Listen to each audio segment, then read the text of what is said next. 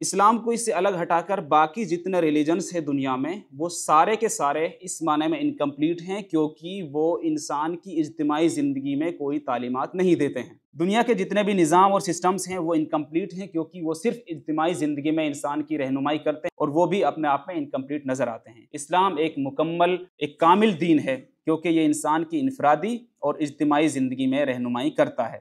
جماعت کے ذمہ داران، بزرگوں اور دوستوں، السلام علیکم ورحمۃ اللہ وبرکاتہ۔ مجھے جس ٹاپک پہ آج اپنی بات رکھنی ہے وہ ہے اسلام، دین یا مذہب۔ جب دین یا مذہب کا سوال آتا ہے پبلک میں، یہ پوچھا جاتا ہے مسلمانوں سے بھی آپ کا مذہب کیا ہے، تو اسلام ہی بتاتے ہیں۔ پوچھتے ہیں کہ آپ کا دھرم کیا ہے، تب بھی اسلام ہی بتاتے ہیں۔ پوچھا جاتا ہے کہ آپ کا دین کیا ہے، تب بھی اسلام ہی بتاتے ہیں۔ تو ان لفظ کا معنی کیا ہے؟ سب سے پہلے اگر ہم مذہب دیکھیں عام معنوں میں جو میں ابھی بتا رہا تھا، تو اس میں یہی سمجھا جاتا ہے مذہب کا مطلب ہے عقیدہ، دین، دھرم، یہی اس کا مطلب عام پبلک سمجھتی ہے اور وہی سماج میں رائج ہے۔ اسی کو جب انگلش میں لے جاتے ہیں تو ریلیجن بن جاتا ہے۔ ریلیجن کا مطلب ڈوگما، ویلیوز، فیتھ، بلیف، اس طرح کے اس کے معنی نکل کر آتے ہیں۔ لیکن ڈکشنری میں جب ہم اس کا معنی دیکھتے ہیں تو مذہب کا مطلب ہوتا ہے چلنے کی جگہ، راستہ، روش، گزرگاہ۔ تو یہ مذہب کے معنی نکل کر آتے ہیں۔ سب سے امپورٹنٹ بات یہ ہے کہ مذہب جو لفظ ہے یہ قرآن میں کہیں استعمال ہی نہیں ہوا ہے کہ اللہ تعالیٰ نے کہیں قرآن میں کسی آیت میں کہا ہو کہ یہ تمہارا مذہب ہے، یہ پسندیدہ مذہب ہے، اس پہ تم عمل کرو۔ مذہب ورڈ ہی قرآن میں استعمال نہیں ہوا ہے۔ پھر بات کرتے ہیں ہم دین کی۔ دین کو کس معنوں میں استعمال کیا ہے قرآن میں؟ سورۃ فاتحہ آیت نمبر 4 میں اللہ تعالیٰ فرماتا ہے مالک یوم الدین، بدلے کے دن یعنی قیامت کا مالک، بدلے کے دن کا مالک۔ تو یہاں پر لفظ دین کو بدلے کا دن کہا گیا ہے۔ قرآن میں سورہ یوسف آیت نمبر 76 میں ہے ما کان لیاخذ اخاہ فی دین الملک۔ قرآن کی یہ اس آیت کا چھوٹا سا ٹکڑا ہے بیچ سے۔ اس بادشاہ کے قانون کی روح سے یہ اپنے بھائی کو نہ لے سکتا تھا۔ تو یہاں پر لفظ دین کا معنی قانون استعمال ہوا ہے۔ اسی طرح قرآن میں سورہ نمبر 42 آیت نمبر 13 میں ہے ان اقیموا الدین ولا تتفرقوا فیہ۔ اس تاکید کے ساتھ کہ قائم کرو اس دین کو اور اس میں متفرق نہ ہو جاؤ۔ اسی طرح دین کے اور اس طرح کے کئی اور معنی ہیں قرآن میں جو استعمال ہوئے ہیں۔ تو یہاں پر بدلے کا دن، قانون، دین یعنی کوئی ایک نظام، ان معنوں میں قرآن لفظ دین کو استعمال کر رہا ہے۔ تو یہ چیزیں ہیں، تو اس میں ہم کہہ سکتے ہیں کہ ایک نظام ہوگا جس کے تحت ایک قانون بنایا جائے گا اور اس قانون کی اطاعت ہوگی، اور اطاعت اس لیے اس کی جائے گی کیونکہ اس کے بدلے اس کا بدلہ ملے گا۔ دین ورڈ استعمال ہوا ہے قرآن میں، ان کو سامنے رکھ کر ہم ایک ڈیفینیشن بنانے کی کوشش کریں، وہ آگے ہے انشاءاللہ۔ تو ایک نظام ہوگا، اس نظام کے تحت ایک قانون بنے گا، اس قانون کی اطاعت کی جائے گی، اور اطاعت اس لیے کی جا رہی ہے کہ انسان کو اس کا بدلہ ملے گا۔ اس کو ایک اور مثال سے ہم سمجھ سکتے ہیں، وہ ہے system of traffic signal, traffic جو رول ہوتے ہیں۔ وہاں پر ہم دیکھیں ایک رول بنا ہوا ہے کہ لال بتی جب جلے گی اس ٹائم پہ ساری گاڑیاں رکیں گی، اور جب گرین بتی جلے گی تو اس ٹائم پہ گرین سگنل ہوگا تو اس ٹائم پہ ساری گاڑیاں چل دیں گی۔ تو ایک قانون ہے، وہ ایک قانون کو جو سسٹم چلا رہا ہے وہ ٹریفک کا سسٹم ہے، ٹریفک رولز ہے، اور وہ سارے رولز پبلک کو فالو کرنے ہیں، تو اس کی اطاعت کرنی ہے۔ جو اس کی اطاعت جس طرح کرے گا اس کو اس کا بدلہ ملے گا۔ تو قرآن میں جن دین کا جو مطلب نکل کے آتا ہے وہ ہے راستہ، نظام، اطاعت، جزا و سزا، قانون۔ ان معنوں میں قرآن میں یہ لفظ استعمال ہوا ہے۔ اس کو لے کر جو میں بات کر رہا تھا کہ اس کی ایک ڈیفینیشن اور تعریف جو بن سکتی ہے وہ یہ ہے کہ جب کسی ہستی کو قانون ساز مان کر اس کے بنائے ہوئے نظام کی اس کے بدلے کی توقع میں اطاعت کی جائے تو یہ اس ہستی کا دین کہلائے گا۔ دین اللہ کی ڈیفینیشن نہیں ہے بلکہ سسٹم، نظام یا دین کی ڈیفینیشن ہے۔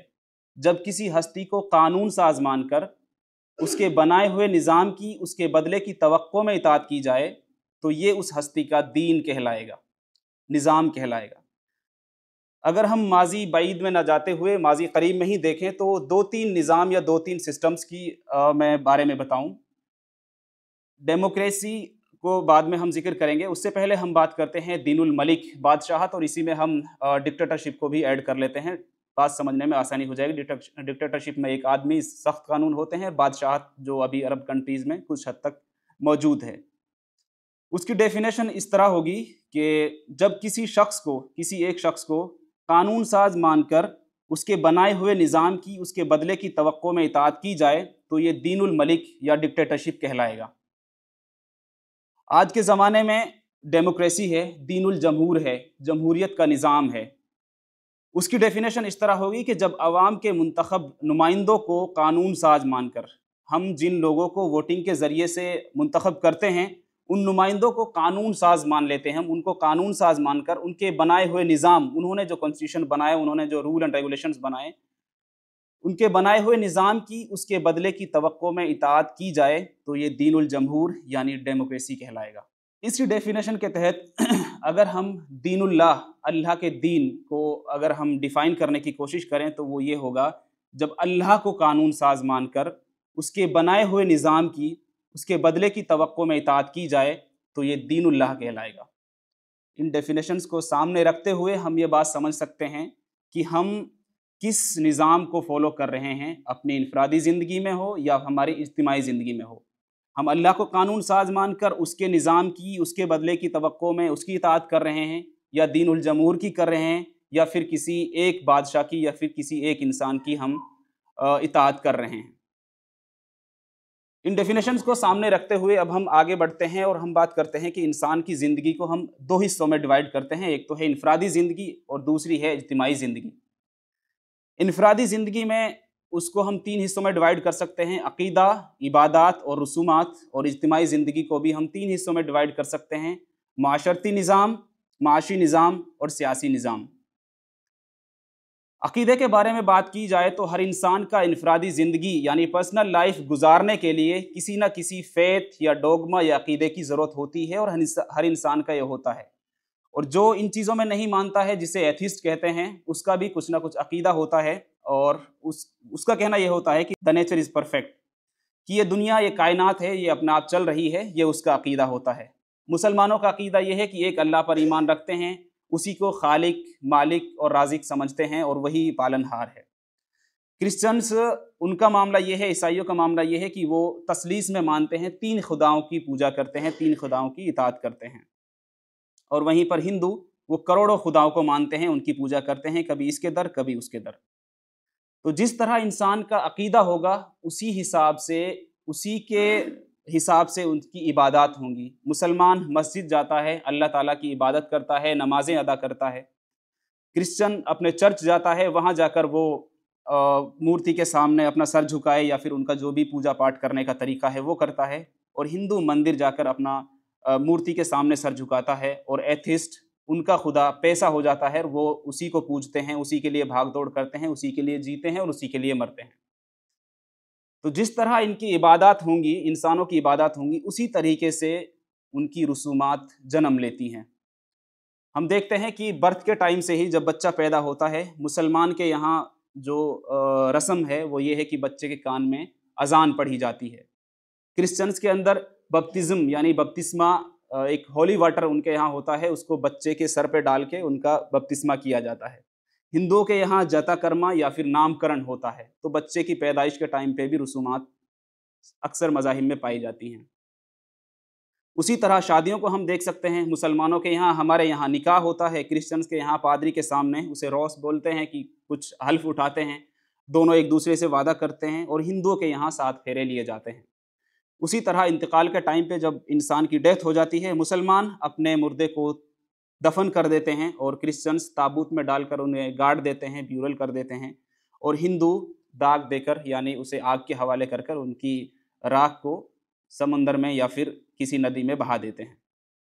तो ये इंसानी ज़िंदगी के जो इनफरादी ज़िंदगी है इंसानों की, उसमें इन मज़ाहिब का ये अपना अपना किरदार है।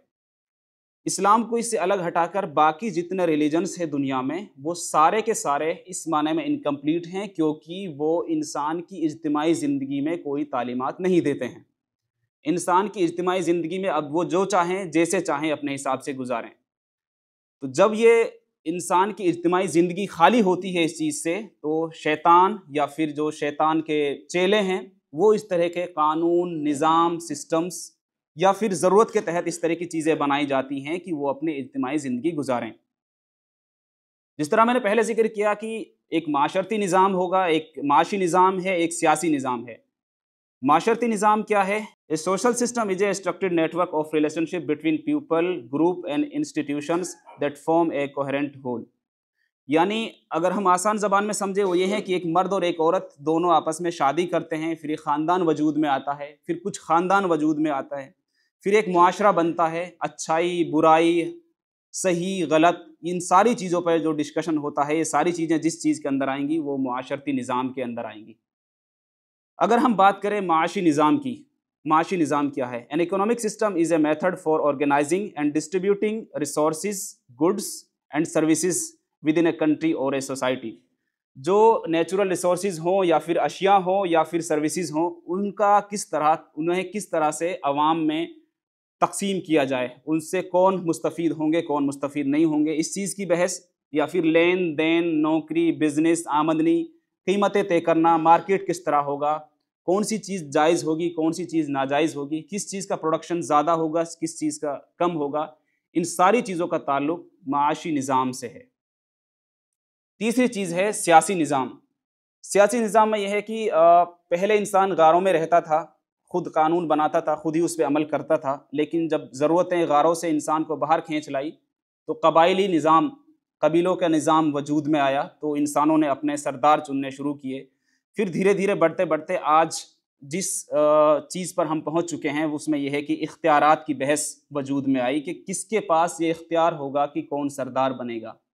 تو سیاسی نظام میں یہ سب سے زیادہ امپورٹنٹ چیز ہے۔ ان کے جو اصل آج کے ٹائم پہ جو دین ہے یا سسٹمز ہیں جو نظام ہیں ان کے بارے میں آگے بات ہوگی، لیکن ابھی ایک چھوٹی سی چیز ہم یہاں پر یہ سمجھ لیتے ہیں کہ مذہب زندگی کے انفرادی گوشوں پر تعلیمات دیتے ہیں، اور دین اور جو یہ نظام ہیں وہ اجتماعی گوشوں پر توجہ دیتا ہے، اور جو دین اللہ ہے یہ دونوں گوشوں میں ہماری انفرادی زندگی اور اجتماعی زندگی دونوں میں ہمیں تعلیمات دیتا ہے، اسی لیے اس کو مکمل یعنی کامل دین کہا جاتا ہے، نہ کہ صرف دین اور نہ کہ صرف مذہب۔ تو معاشرتی نظام میں آج کے ٹائم پہ سیکولرزم کا غلبہ ہے، بہت پہلے سے ہی یہ چلا آ رہا ہے۔ اگر اس کی عام معنی میں استعمال ہم دیکھیں، جو اس کی ڈیفینیشن دی جاتی ہے، جو اس کا معنی ہے، the belief that religion should not play a role in government, education or other public part of the society، کہ جتنے بھی ریلیجن ہے ان کا کوئی عمل دخل نہیں ہوگا حکومت میں، ایجوکیشن سسٹم میں، اور دوسرے جو پبلک پارٹس ہوں گے اس میں کسی مذاہب کا کوئی عمل دخل نہیں ہوگا۔ یہ چیز پلورلسٹک سوسائٹی یعنی جو تکثیری سماج ہے اس کے لیے تو بہت صحت مند لگ رہی ہے، اس کے اوپر کبھی اور بات کی جا سکتی ہے، لیکن ابھی جو سیکولرزم کا اصل معاملہ ہے اس پہ ہم بات کریں گے۔ تو آج پوری دنیا میں جو کنٹریز ہیں، اکثر کنٹریز میں سیکولرزم کا غلبہ ہے۔ آپ کی انفرادی زندگی میں کوئی دخل اندازی نہیں کرے گا، کیونکہ اس کے پاس انفرادی زندگی کے لیے کوئی رہنمائی نہیں ہے، کوئی رہنمائی ہی نہیں ہے۔ آپ جیسا چاہیں اپنی زندگی گزار سکتے ہیں، آپ ایک خدا کی پوجا کریں یا پھر کروڑوں خداؤں کو مانیں، آپ ایک شادی کریں یا جتنی چاہیں شادی کریں، آپ کسی کے ساتھ رہنا چاہیں کسی کے ساتھ نہ رہنا چاہیں، تو ایک طرح سے ہم کہہ سکتے ہیں ایبسلیوٹ فریڈم اس کے اندر انسان کو دی جا رہی ہے۔ It's our life, it's our choice, سنو سب کی کرو من کی۔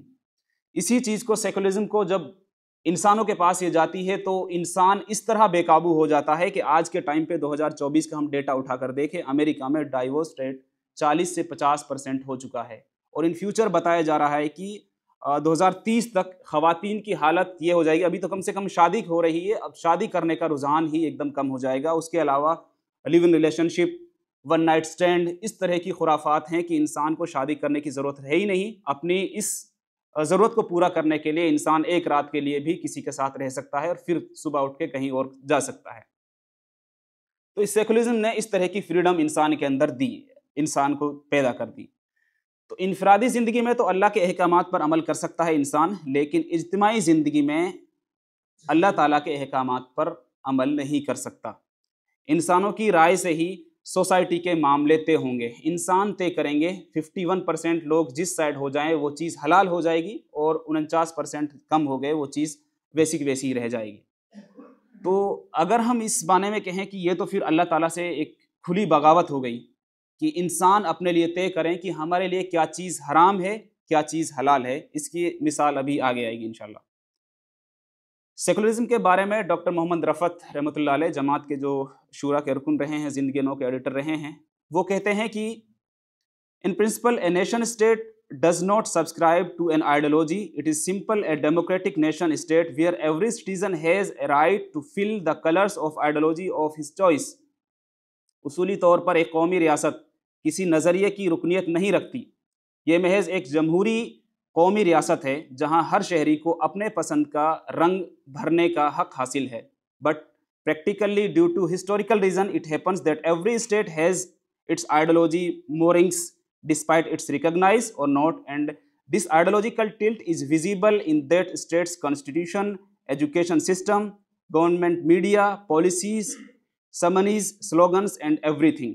लेकिन अमली तौर पर तारीखी वजूहात के बिना पर ऐसा होता है कि हर रियासत की अपनी नज़रियाती झुकाव होता है, चाहे वो रिकग्नाइज हो या ना हो, और ये नज़रियाती झुकाव उस रियासत के आइन, तालीमी निज़ाम, सरकारी मीडिया, पॉलिसियों, तकरीबात, नारों और हर चीज़ में नज़र आता है। State machinery tries to colour all it's citizens with this ideological paint, and those citizens who disagree with that ideology though enjoy in principle all citizenship rights, but practically the noose is tightened around them. This is not only because of some biasness, this is natural consequence of the existence of the ideological moorings in state that it tries to eradicate all those ideologies which are against our favorite ideology. तो जो शहरी इस नज़रिए के इख्तिलाफ करते हैं वो अगरचे उसूली तौर पर शहरियत के तमाम हुकूक से लुत्फ़ अंदोज़ होते हैं, लेकिन अमली तौर पर उनके गिर्द एक घेरा खींच दिया जाता है। ये सिर्फ कुछ तासुब की वजह से नहीं होता है, बल्कि ये रियासत में नज़रियाती झुकाव के वजूद का फितरी नतीजा है कि वो इन तमाम नज़रियात को मिटाने की कोशिश करती है जो उसकी अपनी पसंदीदा नज़रिए के ख़िलाफ़ हो। सेकुलरिज्म के बारे में डॉक्टर रफ़त साहब का ये नुक्ता नज़र है। इसका रिजल्ट हमें इंडिया की सेकुलरिज्म में देखने को मिलता है। भारत माता की जय, सूर्य नमस्कार, वंदे मातरम, राम राज्य की बात करना ओपनली और स्टेट फंक्शंस में हिंदू रिचुअल्स को फॉलो करना। तो सेकुलरिज्म की एक तरफ तो हालत ये है कि मुकम्मल इंसान को आज़ाद छोड़ दिया है, लेकिन जब स्टेट में उसको देखा जा रहा है तो उसकी हालत ये भी है। अब इंसान के माशी निज़ाम को हम देखें। माशी निज़ाम में कम्युनिज़म था जिसका डंका एक दौर में बहुत बज रहा था। चाइना में कुछ हद तक अभी भी कुछ उसकी रमक नज़र आती है।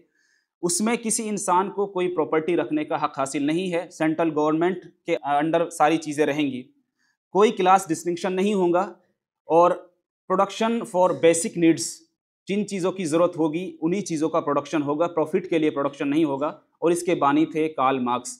उन्होंने नारा दिया था कि दुनिया के मज़दूरों मुत्तहिद हो जाओ, क्योंकि उनके ऊपर बड़ा जुल्म हो रहा था। उन्होंने सिर्फ पैसे को ही सामने रखते हुए इस तरह के निज़ाम को बनाया कि अब ये ओनरशिप किसी की नहीं होगी, बल्कि सरकार के अंदर, सेंट्रल गवर्नमेंट के अंडर ही ये सारी चीज़ें डील होंगी।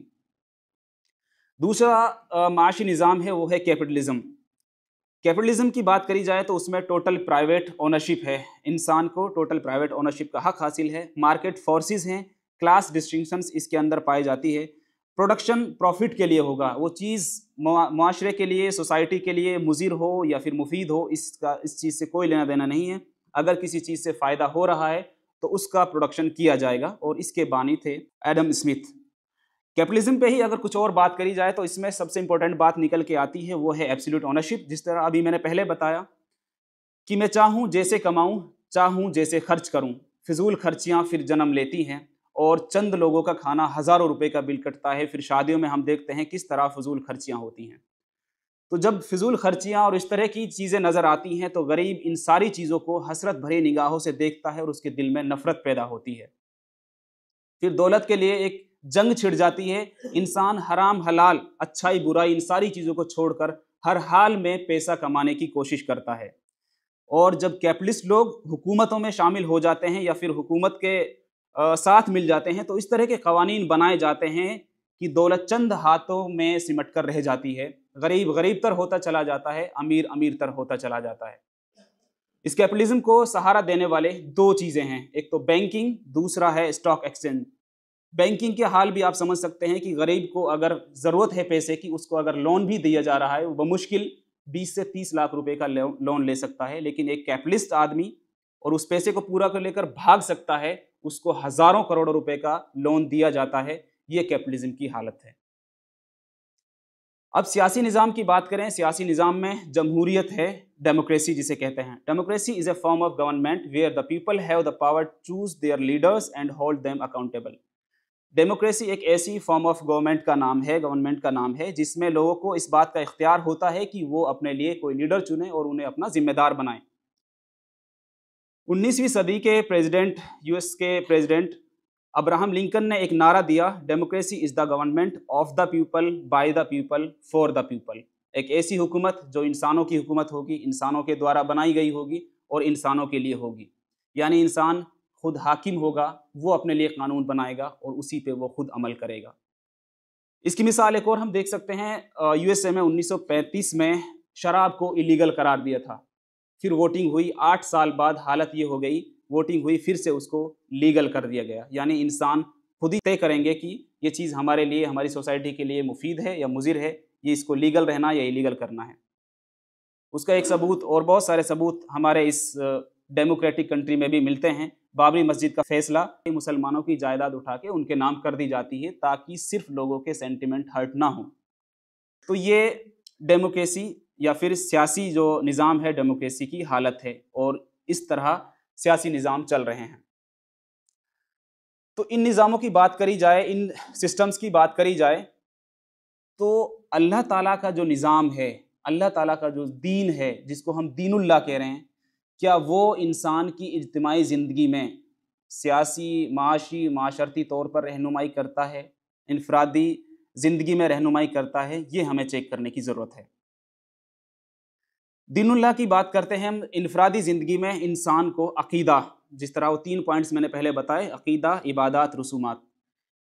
اللہ تعالیٰ کے دین میں عقیدہ ہے انسان کے لیے، یعنی ایک اللہ پر ایمان لے کر آؤ، رسولوں پر ایمان لاؤ، جتنے بھی رسول دنیا میں آئے ہیں، کتابوں پر ایمان لانا، فرشتوں پر ایمان لانا، اور بدلے کے دن پر، اور اس حدیث میں جس کا ذکر ہے کہ اچھی بری تقدیر پر یقین رکھنا، یہ عقیدہ مسلمان کو، انسان کو اللہ تعالیٰ نے دیا ہے۔ دوسری چیز ہے عبادات، جیسے ہمارے عقیدے اسی طرح کے عبادات۔ اللہ پر ایمان لانا ہے، رسولوں پر ایمان لانا ہے، انہوں نے جو تعلیمات دی کہ کس طرح عبادت کرنی ہے، یعنی نماز ادا کرنی ہے مسجد میں جا کر، روزے رکھنے ہیں، حج کرنی ہے، زکوٰۃ دینی ہے، اور تمام وہ کام جو اللہ تعالیٰ کے لیے کیے جائیں اور جو بڑا مفہوم میں لیا جاتا ہے کہ وہ بھی عبادت ہیں، اس کو بھی اس میں شامل کر سکتے ہیں۔ اور اسی طرح کی پھر ہماری رسومات ہیں اللہ تعالیٰ نے جو بتائی ہیں کہ انسان کا بچہ جب پیدا ہوتا ہے وہاں سے لے کر مرنے تک کے لیے انفرادی زندگی میں ہر چیز کے لیے انسان کو رہنمائی اللہ تعالیٰ نے دی ہے۔ بچہ پیدا ہو رہا ہے کہ اس ٹائم پہ کیا ہوگا، بچہ جب بڑا ہو رہا ہے اس کی تربیت کس طرح ہوگی، جب اور بڑا ہو رہا ہے، بلوغت کو پہنچ جائے تو اس کی شادی کی جائے، بچہ اور بڑا ہو جائے تو پھر اس کے لیے حکم ہے کہ اپنے ماں باپ تک اف تک نہ کہو، جب کسی کا انتقال ہو جائے تو تدفین کے بعد میں اس کے جو ملنے والے اس کے اعزاء اور اقربا ہیں ان سے بھی تعلق نہیں توڑنا ہے۔ تو اس طرح انسان کی انفرادی زندگی میں دین اسلام کا عمل دخل ہے کہ انسان کو پیدا ہونے سے مرنے تک اور اس کے بعد تک اس کے رشتہ داروں کے معاملہ رکھنا ہے۔ اس کی ایک ایک چیز کی رہنمائی دین اللہ کے دین میں ہے۔ انفرادی طور پر تو اس کی رہنمائی ہمیں ملتی ہے، لیکن کیا دین اللہ کا دین اجتماعی زندگی میں بھی ہمیں کوئی رہنمائی کرتا ہے؟ معاشرتی نظام میں جس طرح ہم نے پہلے بات سنی کہ سیکولرزم انفرادی زندگی کے لیے کوئی تعلیمات نہیں دیتا ہے، اللہ تعالیٰ کا دین معاشرہ کس طرح ہونا چاہیے اس میں کیا کہتا ہے؟ اللہ تعالیٰ کا دین کہتا ہے، اعوذ باللہ من الشیطان الرجیم، یا ایھا الناس انا خلقناکم من ذکر و انثی وجعلناکم شعوبا وقبائل لتعارفوا ان اکرمکم عند اللہ اتقاکم ان اللہ علیم خبیر۔ سورۃ الحجرات آیت نمبر 13 میں اللہ تعالیٰ بتا رہا ہے کہ لوگوں، ہم نے تم کو ایک مرد اور ایک عورت سے پیدا کیا ہے، پھر تمہاری قومیں اور برادریاں بنا دی ہیں تاکہ تم ایک دوسرے کو پہچانو، در حقیقت اللہ کے نزدیک تم میں سب سے زیادہ عزت والا وہ ہے جو تمہارے اندر سب سے زیادہ پرہیزگار ہے، یقیناً اللہ سب کچھ جاننے والا اور خبر رکھنے والا ہے۔ یہ وہ بنیاد ہے کہ انسانوں کا معاشرہ کس طرح ہوگا کہ سب انسان ایک مرد اور ایک عورت کی اولاد ہیں، کوئی بڑا چھوٹا نہیں ہے۔ اللہ تعالیٰ کے نزدیک صرف اور صرف عزت والا وہ انسان ہے جو اللہ تعالیٰ کا تقوی اختیار کرتا ہے۔ مال، لباس، رنگ، جگہ، ان ساری چیزوں کی وجہ سے کسی کو کوئی اسٹیٹس حاصل نہیں ہے۔ ایبسلیوٹ فریڈم سیکولرزم میں ہے، لیکن فریڈم کے تعلق سے اللہ کے رسول صلی اللہ علیہ وسلم کی ایک حدیث ہے کہ انسان کی مثال ایسی ہے جس طرح ایک گھوڑے کو ایک رسی سے ایک کھونٹے میں باندھ دیا جاتا ہے، جہاں تک اس کی رسی ہے وہ گھوڑا وہاں تک گھاس چر سکتا ہے، اس کے چاروں طرف چکر لگا سکتا ہے، اس سے باہر وہ کہیں منہ نہیں مار سکتا۔ اور حجۃ الوداع کے موقع پر اللہ کے رسول صلی اللہ علیہ وسلم نے جو تعلیمات دی، جو خطبہ دیا، وہ آپ لوگوں کے سامنے ہے، جس میں صاف بتایا گیا کہ کسی عربی کو کسی اجمی پر، کسی کالے کو کسی گورے پر کوئی فوقیت حاصل نہیں ہے، اور عزت والا وہی ہے، بڑے اسٹیٹس والا وہی ہے جو اللہ تعالیٰ کا تقوی اختیار کرتا ہے۔ تو دین اسلام معاشرتی نظام میں لمیٹڈ فریڈم، ایبسلیوٹ ایکویلٹی دیتا ہے۔ معاشی نظام میں اسلام کی کیا تعلیمات ہیں؟ کمیونزم میں لمیٹڈ اینڈ ریسٹرکٹڈ اونرشپ اور کیپٹلزم میں ایبسلیوٹ اونرشپ تھی، لیکن اللہ تعالیٰ کا دین کہتا ہے، قرآن میں اللہ تعالیٰ فرماتا ہے للہ ما فی السماوات و ما فی الارض، ان آسمانوں میں اور زمین میں جو بھی کچھ ہے وہ سب اللہ تعالیٰ کا ہے، یعنی انسان کے پاس جو بھی کچھ ہے وہ ایک امانتاً ہے۔ الذین اذا اصابتکم مصیبۃ قالوا انا للہ و انا الیہ راجعون، سورۃ البقرہ آیت نمبر 186۔ اللہ تعالیٰ فرماتا ہے کہ جب تمہیں کوئی مصیبت آئے، تمہاری کوئی چیز گم ہو جائے، تو وہ اللہ کی طرف سے تھی اور اللہ کی طرف لوٹ گئی۔ تو یہ انسان کا نظریہ اللہ تعالیٰ کا دین بناتا ہے۔ اللہ تعالیٰ فرماتا ہے کہ وَإِذَا قُضِيَتِ الصَّلَاةُ فَانتَشِرُوا فِي الْأَرْضِ وَابْتَغُوا مِن فَضْلِ اللَّهِ۔ اللہ تعالیٰ کہہ رہا ہے کہ جب تم نماز سے فارغ ہو جاؤ تو اللہ کا فضل تلاش کرو، یعنی زمین پر پھیل جاؤ اور اللہ کا فضل تلاش کرو۔ تو جو بھی رزق اللہ تعالیٰ انسان کو دیتا ہے کہ وہ اس کی اپنی کمائی نہیں ہے، بلکہ اللہ تعالیٰ اس کو دے رہا ہے، اللہ تعالیٰ کی وہ امانت ہے اس کے پاس، اسے اس کے جواب دینا ہوگا۔ تو انسان ایک امانت دار ہے، وہ خدا کے سامنے اس کا جواب دہ ہے۔ تو جب یہ تصور انسان کا ہوگا تو دولت معاشرے میں گردش کرے گی، کسی ایک انسان کے ہاتھ میں نہیں رہے گی، لوگوں کے دلوں میں نفرت کی جگہ محبت جنم لے گی۔ اور اسی طرح پھر جو اجتماعی زندگی میں سیاسی نظام ہے، ڈیموکریسی میں تھا the government of the people by the people for the people, لیکن سیاسی نظام میں اللہ تعالیٰ کا معاملہ ہے۔ سورہ نمبر 12 آیت نمبر 40 میں اللہ تعالیٰ فرماتا ہے ان الحکم الا للہ، حاکم تو صرف اللہ ہے۔ جس طرح جب بر صغیر میں کوئین آف دا انگلینڈ جب حکومت کر رہی تھی تو اس کا وائس رائے یہاں پر ہوا کرتا تھا، وہ سارے نظام کو دیکھتا تھا، اسی طرح اللہ تعالیٰ حاکم ہے اور ہم اس کے خلیفہ ہیں۔ ہماری ذمہ داری ہے کہ ہم اس کی جو امانت ہمیں دی ہے ہم ان کو صحیح طریقے سے استعمال کریں۔ ہم انسان اسلام کو صرف انفرادی زندگی میں ہم نے اسے سمیٹ لیا ہے، اور اس کا کمپیریزن ہم دوسرے دھرموں سے، دوسرے ریلیجن سے ہی کرتے ہیں، اور اجتماعی زندگی میں ہم نے باطل نظریات اور باطل نظاموں کے حوالے کر دیا ہے۔ مسجد میں ہم اللہ اکبر کہتے ہیں اور پارلیمنٹ میں عوام الناس اکبر۔ اور اسی کانٹیکس میں اگر ہم قرآن کی اس آیت کو دیکھیں، سورۃ البقرہ آیت نمبر 85، افتؤمنون ببعض الکتاب وتکفرون ببعض فما جزاء من يفعل ذلك منكم الا خزي في الحیاۃ الدنیا ویوم القیامۃ یردون الی اشد العذاب۔ کیا تم کتاب کے ایک حصے پر ایمان لاتے ہو، دوسرے حصے کے ساتھ کفر کرتے ہو؟ پھر تم میں سے جو لوگ ایسا کریں ان کی سزا اس کے سوا اور کیا ہوگی کہ وہ زندگی میں، اس دنیا کی زندگی میں تو ذلیل و خوار ہوں، اور آخرت میں بھی شدید ترین عذاب کی طرف پھیر دیے جائیں۔ ہمیں اپنی زندگیوں کا یہ حساب لگانا چاہیے، اپنی زندگیوں کا یہ حساب کرنا چاہیے کہ ہم انفرادی زندگی اور اجتماعی زندگی کن نظاموں کے تحت کس حساب سے جی رہے ہیں۔ قرآن میں اللہ تعالیٰ فرماتا ہے ان الدین عند اللہ الاسلام، اللہ کے نزدیک دین صرف اسلام ہے، نظام صرف اسلام ہے۔ قرآن میں ایک اور جگہ ہے، سورہ نمبر 42 آیت نمبر 13 میں ان اقیموا الدین ولا تتفرقوا فیہ، اس تاکید کے ساتھ کہ قائم کرو اس دین کو، اس میں متفرق نہ ہو جاؤ۔ قرآن میں ایک اور جگہ ہے، سورہ مائدہ آیت نمبر 3 میں ایک آیت کا ٹکڑا ہے، الیوم اکملت لکم دینکم واتممت علیکم نعمتی ورضیت لکم الاسلام دینا، آج میں نے تمہارے دین کو تمہارے لیے مکمل کر دیا ہے، اپنی نعمتیں تم پر تمام کر دی ہیں، تمہارے لیے اسلام کو تمہارے دین کی حیثیت سے قبول کر لیا ہے۔ اللہ تعالیٰ کے نزدیک دین جو مقبول ہے وہ اسلام ہے، اور جو کامل بھی ہے۔ تو اس گفتگو سے جو چیز ہمیں سمجھ میں آئی، ایک چیز تو یہ ہے کہ دنیا میں جتنے بھی مذاہب ہیں وہ انسان کی صرف انفرادی زندگی میں تعلیمات دیتے ہیں، تو اسلام کا موازنہ، اسلام کا کمپیریزن ہم ان ریلیجنز کے ساتھ نہیں کر سکتے، وہ ایک نظام کے ساتھ میں اس کا کمپیریزن ہونا چاہیے۔ دنیا کے جتنے بھی نظام اور سسٹمز ہیں وہ انکمپلیٹ ہیں، کیونکہ وہ صرف اجتماعی زندگی میں انسان کی رہنمائی کرتے ہیں، اس میں بھی رہنمائی کس طرح کی ہے اس کا ذکر آپ لوگوں کے سامنے آ چکا ہے، اور وہ بھی اپنے آپ میں انکمپلیٹ نظر آتے ہیں۔ تیسری چیز یہ ہے کہ اسلام ایک مکمل، ایک کامل دین ہے، کیونکہ یہ انسان کی انفرادی اور اجتماعی زندگی میں رہنمائی کرتا ہے۔ اس کی ریفرنسز بک میں کچھ آپ کو بتا دیتا ہوں جہاں سے آپ اس کو اور اچھے سے سمجھ سکتے ہیں۔ وقت بہت کم تھا، یہ کم سے کم 1.5 گھنٹے کا پریزنٹیشن ہے، میں نے بہت شارٹ میں اس کو سمجھانے کی کوشش کی ہے۔ مولانا صدر الدین اصلاحی صاحب کی کتاب فریضہ اقامت الدین، اسلام اور جدید معاشی نظریات مولانا مودودی کی کتاب، اسلامی سیاست پارٹ نمبر 3 مولانا مودودی کی کتاب، اسلامی نظام زندگی اور اس کے بنیادی تصورات، اس میں سماجی، سیاسی، معاشی اس طرح کے نظام پر گفتگو کی گئی ہے، اور ڈاکٹر رفعت صاحب کی کتاب عصر حاضر کے پرفریب نعرے، ان کتابوں سے آپ لوگ اس ٹاپک کو اور اچھے سے سمجھ سکتے ہیں۔ وآخر الدعوانا الحمد للہ رب العالمین۔